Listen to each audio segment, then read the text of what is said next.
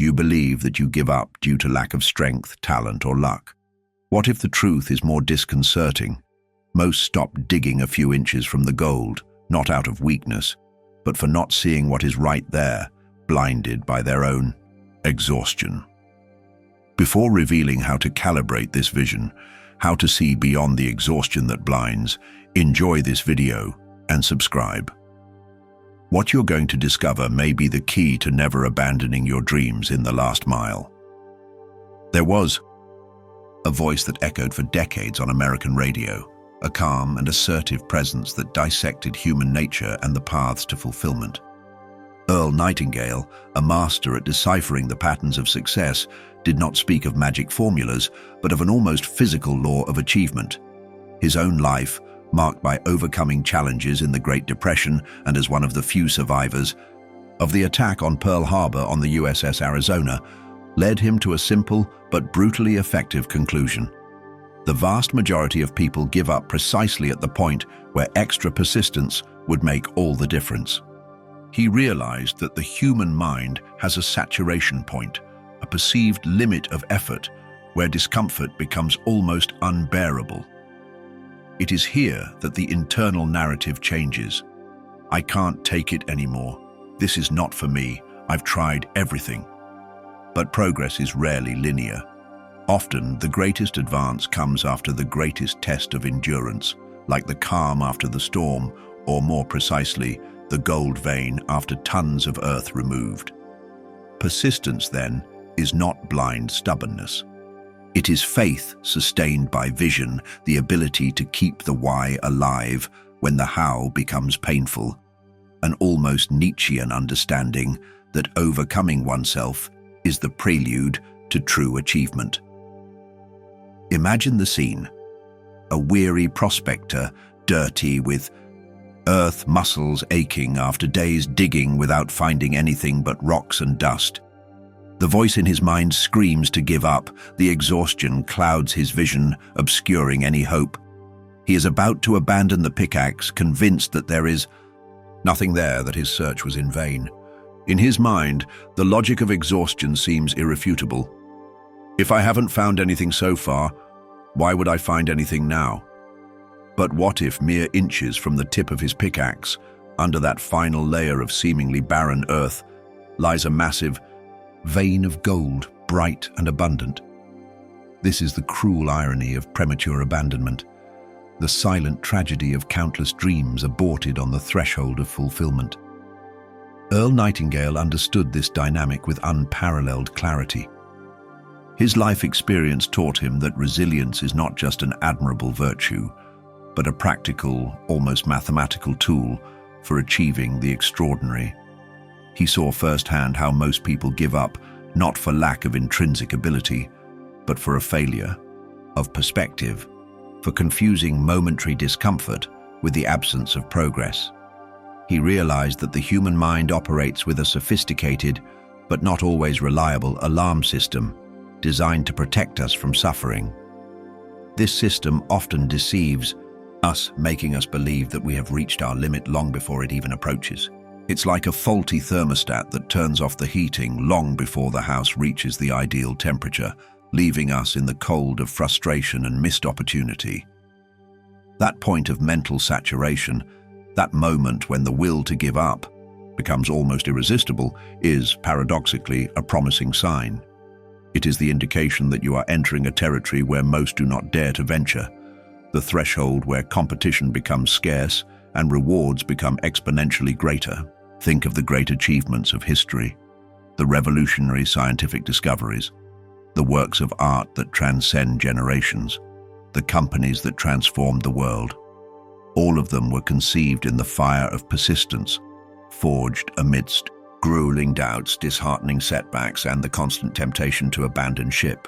The inventors who failed countless times before glimpsing success, the rejected artists who persisted in honing their talent, the entrepreneurs who faced bankruptcies and restarts.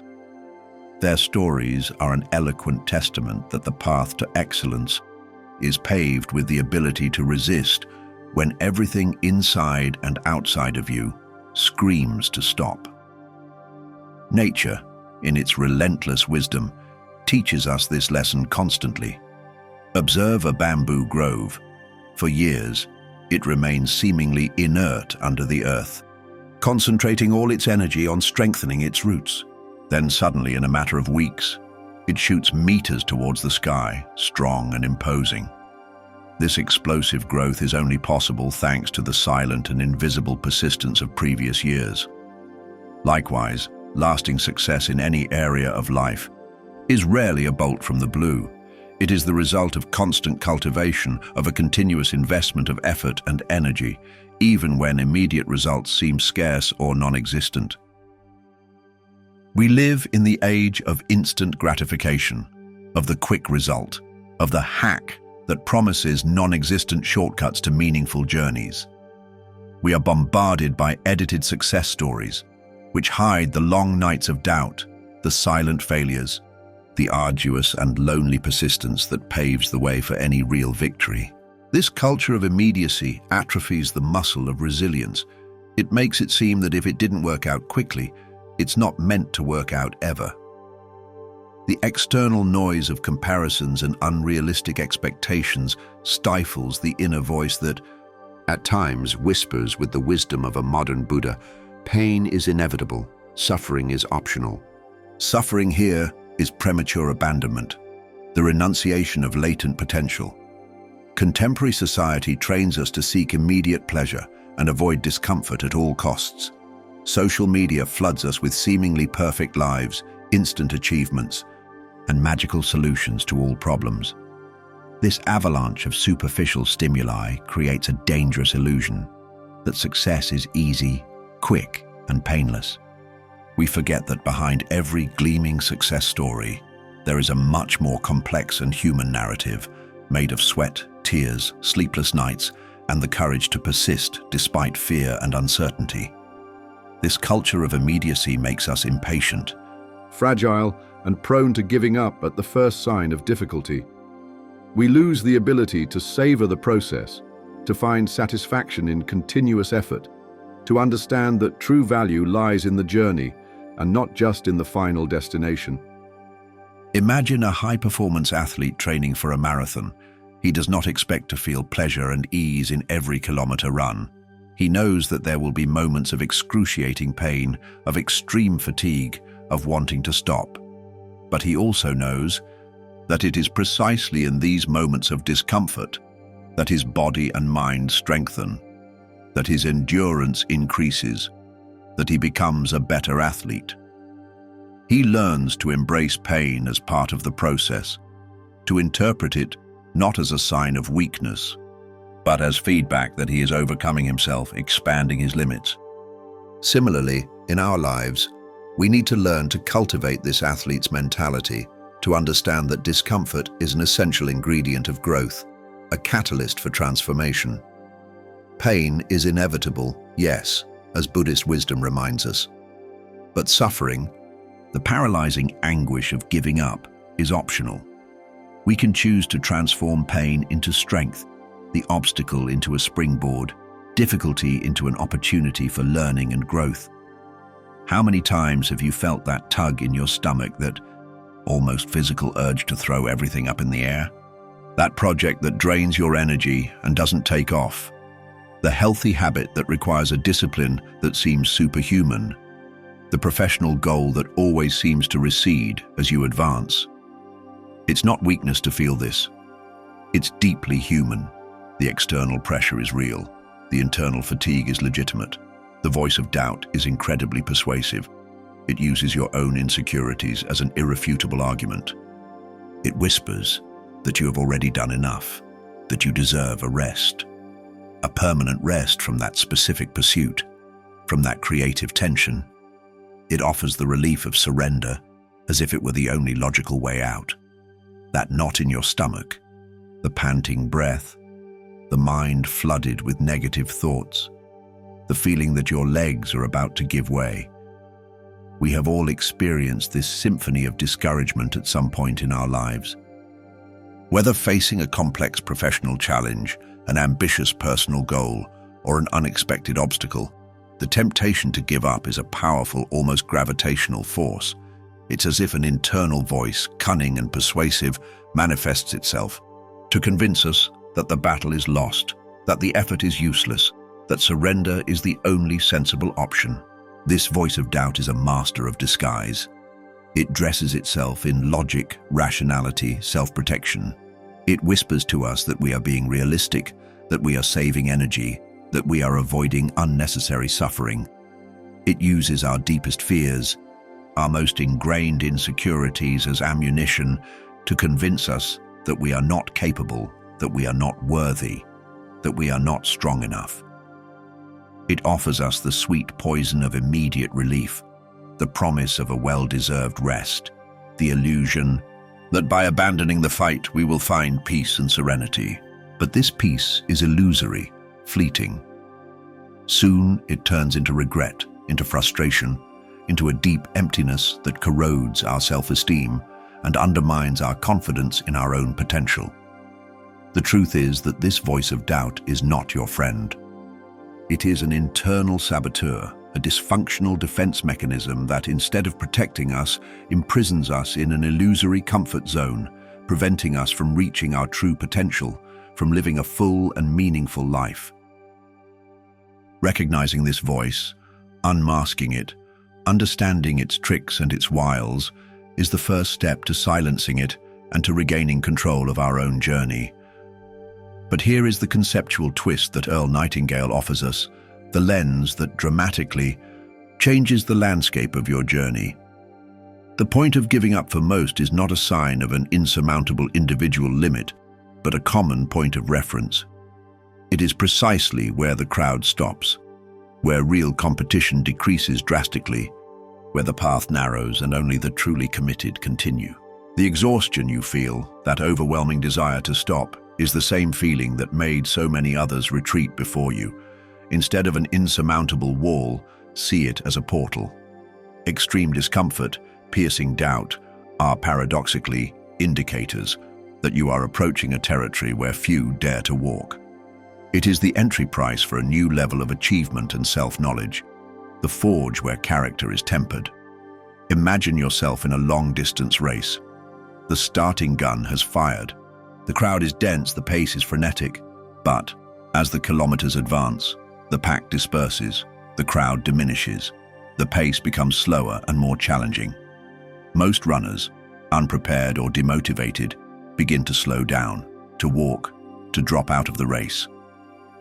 The point at which you feel your legs heavy, your breath panting, your mind begging for rest, is the same point at which many other runners are giving up. It is at this crucial moment that mentality becomes the determining factor. If you interpret this exhaustion as a sign of weakness, as confirmation that you are not capable, you will inevitably succumb to the temptation to stop. But if you can, change perspective.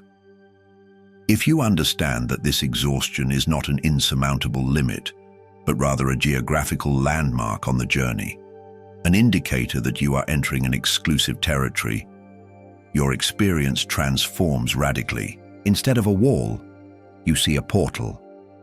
Instead of a sign of defeat, you recognize an invitation to overcome. Discomfort becomes your ally. Pain transforms into fuel. Doubt converts into challenge. You realize that you are about to enter a new level of the game, where competition is lower, rewards are greater, and the feeling of accomplishment is incomparable. It is on this threshold of exhaustion, at this crucial inflection point, that persistence reveals itself not just as a virtue, but as an intelligent strategy, a master key to unlock the maximum potential that resides within you. It is in the forge of difficulty, under the hammer of adversity, that character is tempered, that resilience is strengthened, that self-confidence is forged in high fire. The choice, then, does not reside merely between continuing or stopping based on the level of tiredness or frustration. It resides in recognizing this extreme tiredness not as a final verdict, but as a geographical landmark on the journey, a sign that you have arrived where most return. It is to consciously decide to take that extra step, write that extra line, make that difficult call, not out of foolish heroism or masochism, but out of informed strategy, out of a deep understanding of the dynamics of success and human nature. Ask yourself, at the height of difficulty, what if the gold is really just inches away from here? What if my persistence now is the only variable missing for the equation to close? Cultivate the long-term vision that transcends momentary discomfort. Nurture the crystal-clear clarity of your purpose, your fundamental why, as Frankl would say. Faced with the crossroads of giving up, stop for a moment and take a deep breath. Feel the exhaustion, acknowledge the doubt, but do not let yourself be dominated by them. Instead of focusing on the immediate discomfort, direct your attention to the horizon, to the clear and vibrant vision of your final goal. Remind yourself of why you started, of the passion that drove you, of the purpose that guides you. Visualize the taste of victory, the feeling of accomplishment, the positive impact that your achievement will have on your life and on the lives of those you love.